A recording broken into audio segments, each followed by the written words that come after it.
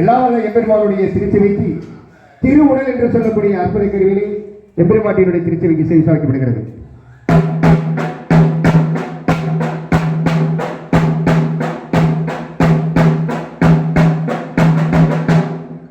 எல்லாம் அல்ல எம்பெருமானுடைய திருச்செவிக்கு திரு சங்கநாதம்.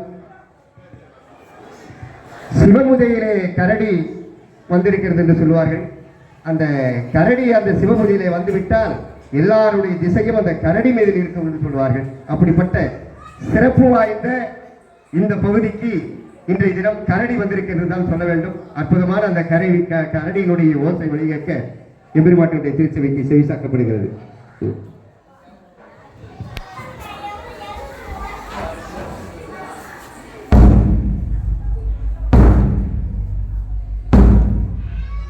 எல்லாம் வல்ல எம்பெருமானுடைய திருச்செவிக்கு திரு சங்கநாதம், திருச்சனம், திருத்தாரை, திருவுடல், திரு பிரம்மத்தாளத்தோடு முதலிலே குரு தாளம்.